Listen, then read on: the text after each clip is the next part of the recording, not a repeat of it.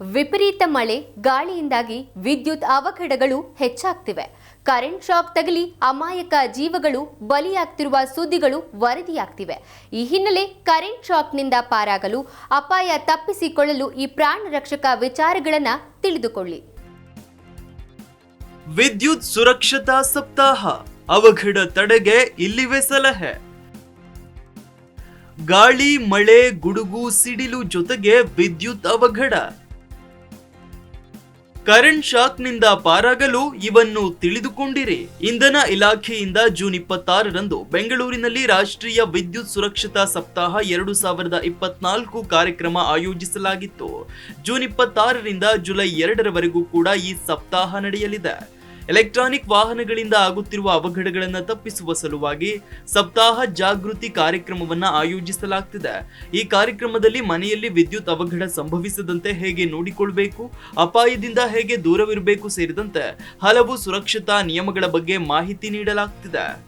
ಆ ನಿಟ್ಟಿನಲ್ಲಿ ಮೊದಲಿಗೆ ಗೃಹ ಬಳಕೆ ವಿದ್ಯುತ್ ಅವಘಡಗಳನ್ನು ತಪ್ಪಿಸುವುದಕ್ಕೆ ಯಾವೆಲ್ಲ ಸುರಕ್ಷತಾ ನಿಯಮಗಳನ್ನು ಪಾಲಿಸಬೇಕು, ಸರ್ಕಾರದ ಮಾರ್ಗಸೂಚಿ ಏನು ಅನ್ನೋದನ್ನ ನೋಡ್ಬಿಡೋಣ. ಎಲ್ಲಾ ವಿದ್ಯುತ್ ಕಾಮಗಾರಿಗಳನ್ನ ಎಷ್ಟೇ ಚಿಕ್ಕದಿರಲಿ ಪರಿಣಿತ ವ್ಯಕ್ತಿಗಳಿಂದಲೇ ನಿರ್ವಹಿಸಬೇಕು. ಇನ್ನು ಭಾರತೀಯ ಗುಣಮಟ್ಟ ಸಂಸ್ಥೆ ISIನ ಪ್ರಮಾಣೀಕೃತ ವಿದ್ಯುತ್ ಉಪಕರಣ, ಕೇಬಲ್, ವೈರ್ ಹಾಗೂ ಸುರಕ್ಷಿತ ಉಪಕರಣಗಳನ್ನ ಮಾತ್ರ ಬಳಸಬೇಕು. ವಿದ್ಯುತ್ ಸ್ಥಾವರದಲ್ಲಿ ಪರಿಣಾಮಕಾರಿ ಭೂ ಸಂಪರ್ಕ ವ್ಯವಸ್ಥೆ ಅರ್ಥಿಂಗ್ ಅನ್ನು ಕಲ್ಪಿಸಿ ನಿರ್ವಹಿಸಬೇಕಾಗಿರುತ್ತೆ. ಜೀವರಕ್ಷಕ RCDಗಳನ್ನು ಬಳಸಿ ವಿದ್ಯುತ್ ಸೋರಿಕೆಯಿಂದ ಉಂಟಾಗುವ ಅಪಾಯವನ್ನ ತಪ್ಪಿಸೋದು.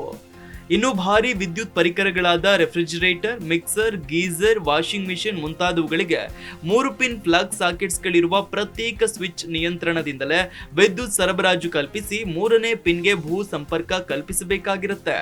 ಇನ್ನು ವಿದ್ಯುತ್ ಸ್ವಿಚ್ ಹಾಗೂ ಸಾಕೆಟ್ಗಳನ್ನ ಕೈಗೆ ಎಟುಕುವ ಎತ್ತರದಲ್ಲಿ ಮಕ್ಕಳಿಗೆ ಸಿಗದ ಹಾಗೆ ಅಳವಡಿಸಬೇಕು. ಒದ್ದೆಯಾದ ಕೈಗಳಿಂದ ವಿದ್ಯುತ್ ಸ್ವಿಚ್ಗಳನ್ನ ಮುಟ್ಟಬಾರದು. ವಿದ್ಯುತ್ ಪ್ಲಗ್ ಅನ್ನ ಸಾಕೆಟ್ ನಲ್ಲಿ ಅಳವಡಿಸುವ ಅಥವಾ ಅದರಿಂದ ತೆಗೆಯುವ ಮುಂಚಿತವಾಗಿ ಸ್ವಿಚ್ ಅನ್ನು ಆಫ್ ಮಾಡಿ ವಿದ್ಯುತ್ ಸರಬರಾಜನ್ನ ಕಡಿತಗೊಳಿಸಬೇಕು. ಬಳಸದೇ ಇರುವ ಸಾಕೆಟ್ಗಳಿಗೆ ಡಮ್ಮಿ ಸುರಕ್ಷಾ ಮುಚ್ಚಳವನ್ನ ಅಳವಡಿಸಬೇಕು.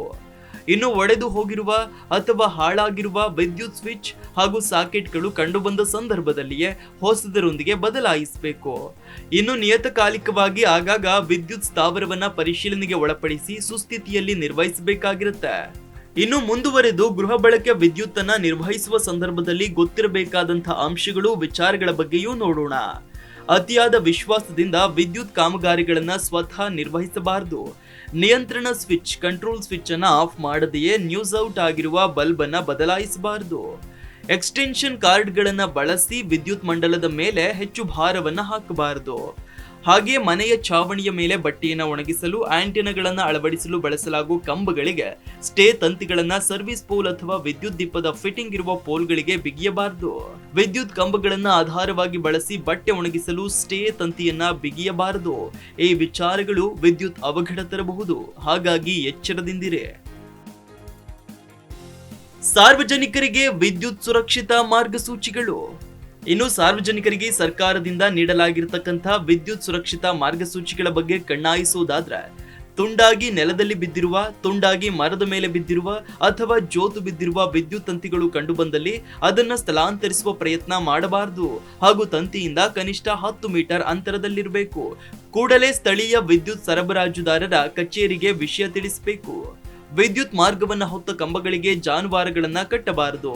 ಜಾತ್ರಾ ಮಹೋತ್ಸವದ ಸಮಯದಲ್ಲಿ ರಥಗಳನ್ನ ಬೀದಿಯಲ್ಲಿ ಸಾಗಿಸುವ ಮುಂಚಿತವಾಗಿ ಸ್ಥಳೀಯ ವಿದ್ಯುತ್ ಸರಬರಾಜುದಾರರ ಸಹಾಯವನ್ನ ಪಡೆದುಕೊಳ್ಳತಕ್ಕದ್ದು. ಹಾಗೆಯೇ ವಿದ್ಯುತ್ ಮಾರ್ಗಗಳ ಎತ್ತರಕ್ಕಿಂತ ಹೆಚ್ಚು ಇರುವ ವಾಹನ, ಎತ್ತಿನ ಗಾಡಿ, ಏಣಿ, ಇತರ ವಸ್ತುಗಳನ್ನ ವಿದ್ಯುತ್ ಮಾರ್ಗದ ಕೆಳಗೆ ಸಾಗಿಸಬಾರದು. ವಿದ್ಯುತ್ ಮಾರ್ಗಗಳ ಸಮೀಪ ಗಾಳಿಪಟ ಅಥವಾ ಡ್ರೋನ್ಗಳನ್ನ ಹಾರಿಸಬಾರದು. ವಿದ್ಯುತ್ ಮಾರ್ಗದ ಕಂಬಗಳನ್ನ ಜಾಹೀರಾತು ಫಲಕ ಅಥವಾ ಕಾರ್ಯಕ್ರಮದ ಪೆಂಡಾಲ್ಗಳಿಗೆ ಆಧಾರವನ್ನಾಗಿ ಬಳಸಬಾರದು. ವಿದ್ಯುತ್ ಮಾರ್ಗದ ಸಮೀಪದಲ್ಲಿ ಕಟ್ಟಡವನ್ನ ಒಂದು ವೇಳೆ ನಿರ್ಮಾಣ ಮಾಡಲೇಬೇಕಾದ್ರೆ ಸ್ಥಳೀಯ ವಿದ್ಯುತ್ ಸರಬರಾಜುದಾರರ ಸಲಹೆಯನ್ನ ಪಡೆದುಕೊಂಡು ಸುರಕ್ಷತಾ ಅಂತರವನ್ನ ನಿಯಮಾನುಸಾರ ಕಾಯ್ದಿರಿಸಿ ಮುಂದುವರಿಯಬೇಕು. ವಿದ್ಯುತ್ ಮಾರ್ಗದ ಸಮೀಪ ನಿಯಮಾನುಸಾರ ಅಂತರದೊಳಗೆ ಮರ, ಗಿಡಗಳನ್ನ ಬೆಳೆಸಬಾರದು. ವಿದ್ಯುತ್ ಮಾರ್ಗದ ಸಮೀಪ ಬೆಳೆಯಲಾಗಿದ್ದ ಮರಗಳಲ್ಲಿ ಹಣ್ಣು, ಕಾಯಿಗಳನ್ನು ಕೀಳುವ ಮುಂಚಿತವಾಗಿ ಸ್ಥಳೀಯ ವಿದ್ಯುತ್ ಸರಬರಾಜುದಾರರ ಗಮನಕ್ಕೆ ವಿಷಯ ತಿಳಿಸಿ ಅವರ ಸಲಹೆಯ ಮೇರೆಗೆ ವಿದ್ಯುತ್ ಮಾರ್ಗವನ್ನ ನಿಶ್ಚೇತನಗೊಳಿಸಿ ಮುಂದುವರಿಬೇಕು. ವಿದ್ಯುತ್ ಪರಿವರ್ತಕ ಅಂದ್ರೆ ಎಲೆಕ್ಟ್ರಿಕಲ್ ಕನ್ವರ್ಟರ್ ಸೆಂಟರ್ನ ಸುತ್ತ ಅಳವಡಿಸಿರ್ತಕ್ಕಂಥ ಸುರಕ್ಷತಾ ಬೇಲಿಯನ್ನ ಹತ್ತಬಾರದು. ವಿದ್ಯುತ್ ಮಾರ್ಗದ ಕಂಬ ಅಥವಾ ಕನ್ವರ್ಟರ್ ಸೆಂಟರ್ನ ಕಂಬದ ಹತ್ತಿರ ಮೂತ್ರ ವಿಸರ್ಜನೆ ಮಾಡಬಾರದು. ತಂತಿ ಬೇಲಿಗೆ ವಿದ್ಯುತ್ ವಿತರಣಾ ವ್ಯವಸ್ಥೆಯಿಂದ ಅಕ್ರಮವಾಗಿ ವಿದ್ಯುತ್ ಸಂಪರ್ಕವನ್ನ ನೀಡಬಾರದು. ಬದಲಿಗೆ ಭಾರತೀಯ ಮಾನಕ ಬ್ಯೂರೋ ಪ್ರಮಾಣೀಕೃತ ಫೆನ್ಸ್ ಎನ್ರೈಸರ್ ಅನ್ನ ಬಳಸಿ ತಂತಿ ಬೇಲಿಗೆ ವಿದ್ಯುತ್ ಸಂಪರ್ಕವನ್ನ ಅಧಿಕೃತವಾಗಿ ನೀಡಬಹುದು. ಶಾಲೆಗೆ ಸಾಗುವ ದಾರಿಯಲ್ಲಿ ಮತ್ತು ಶಾಲೆಯ ಆವರಣದಲ್ಲಿ ಅಳವಡಿಸಲಾಗುವ ಡಿಸ್ಟ್ರಿಬ್ಯೂಷನ್ ಬೋರ್ಡ್, ಜಂಕ್ಷನ್ ಬಾಕ್ಸ್ ಅಥವಾ ಬೀದಿ ದೀಪದ ಕಂಟ್ರೋಲ್ ಬಾಕ್ಸ್ ಅನ್ನ ಮುಚ್ಚಿರುವಂತೆ ನಿರ್ವಹಿಸಬೇಕು. ಇದಿಷ್ಟು ವಿದ್ಯುತ್ ಅವಘಡದಿಂದ ತಪ್ಪಿಸಿಕೊಳ್ಳಲು ಸರ್ಕಾರದ ಮಾರ್ಗಸೂಚಿಯಾಗಿದ್ದು, ಸಾರ್ವಜನಿಕರು ತಪ್ಪದೇ ಪಾಲಿಸುವುದು ಪ್ರಾಣ ಉಳಿಸಿತು. Desk bureau, Zee Kannada news. Zee Kannada news ಈಗ ನಿಮ್ಮ ಮನೆಯಲ್ಲೇ ನೋಡಿ. ಎಲ್ಲ ಕೇಬಲ್ಗಳಲ್ಲಿ ಈಗ ಲಭ್ಯ. Sun Direct 292, Jio TV 1334, U digital 162, City Cable 51, GTPL 17, Abhishek cables 821, Rock Line telecommunication 51, Shri Basaveshwara number 60, Vinayaka digital number 53, in digital number 896ರಲ್ಲಿ. ನಿಮ್ಮಿಸ್ತದ ಜಿ ಕನ್ನಡ ನ್ಯೂಸ್ ನೋಡಿ ಆನಂದಿಸಿ.